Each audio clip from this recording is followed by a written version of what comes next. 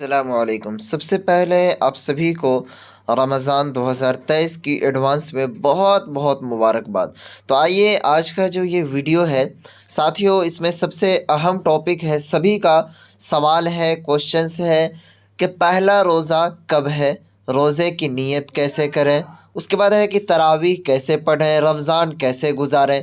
तो इस सभी चीज़ को इस वीडियो में हम कवर करेंगे। तो सबसे पहले देखेंगे, पहला जो सवाल आप सभी का आ रहा है कि पहला रोज़ा कब है।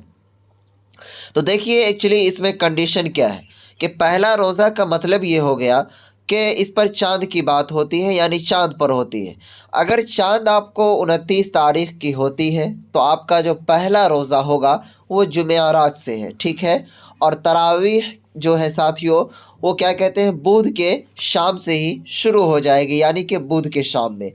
और दूसरी बात कि अगर चाँद 30 का होता है तो आप सभी का पहला रोज़ा जो है वो जुमा से होगा और तरावीह जो है आपकी वो जुमेरात से शुरू हो जाएगी। तो साथियों मैं बता दूं अब हिंदी में इसे कि अगर चाँद 29 का होता है तो रोज़ा आपका जो है वो 23 तारीख से शुरू हो जाएगा, और चाँद अगर 30 का होता है तो आप सभी का जो रोज़ा है वो 24 तारीख से शुरू और 23 की शाम से तरावीह शुरू हो जाएगी। तो सबसे पहली सवाल का आपका जो जवाब है वो मिल गया होगा। अब देखिए, बात आती है रोज़े की नीयत की। तो देखिए, नीयत सबसे पहला चीज़ है कि नीयत कहते किसे, नीयत दिल का इरादा का है। अब मान लीजिए कि आप सहरी खाएंगे सुबह में, उनके बाद फिर नियत करेंगे, उनके बाद फिर सोएंगे, नहीं, ऐसा नहीं है। अगर मान लीजिए आप रोज़ा रख रहे हैं और रात को सोते वक्त आपने नियत कर लिया कि मुझे कल रोज़ा रहना, इसी तरह आपने दिल के अंदर सोच लिया। नियत दिल के इरादे का नाम है।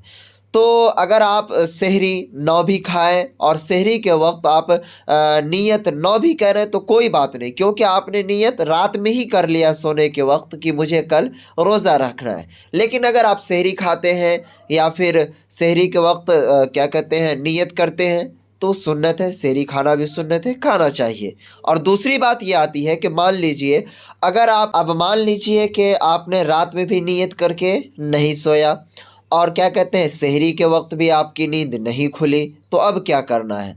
तो अब जो है साथियों, अगर नींद नहीं खुल पाई आपको सहरी के वक्त और रात में भी आपने नियत नहीं कर पाया, तो आपको ज़वाल के वक्त से पहले पहले, ज़वाल का मतलब ये हो गया कि सुबह का जो टाइम होता है 11 से 12 के बीच, जिसे ज़वाल का वक्त कहा जाता है, इससे पहले पहले भी आपको नियत कर लेना है।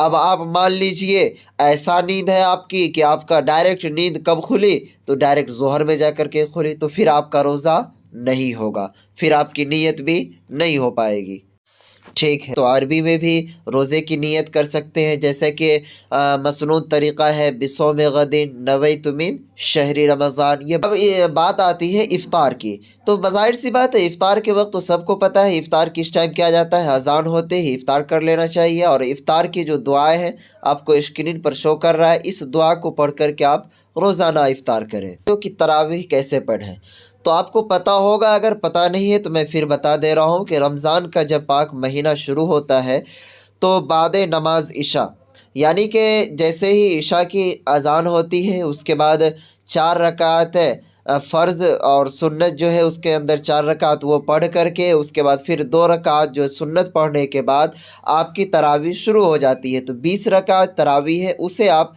इशा के बाद पढ़ें। और क्या कहते हैं, मर्द हजरात तो मस्जिद में जाएंगे, जो भी क्या कहते हैं जेंट्स हैं।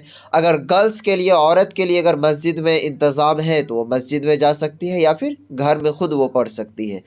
अब बात आती है कि रमज़ान को गुजारे कैसे। रमज़ान को गुजारने का मतलब है कि सही तरीके से आप रमज़ान को गुजारें। जैसे मान लीजिए आप रमज़ान के बगैर बहुत सी गुनाहें की है जब रमज़ान नहीं था और दिनों में, तो वो गुनाहें आपको, गुनाह जो है आपको रमज़ान में नहीं करना है। गुनाह से जहाँ तक हो सके वहाँ तक बचना है, क्योंकि अल्लाह का पाक महीना है साथियों, इसके अंदर जितनी भी इबादतें आप करेंगे वो काबिल कबूल होगी। तो साथियों, जैसा कि मुझे उम्मीद है कि आपको ये वीडियो देख कर के सभी चीज़ दूर हो गया होगा।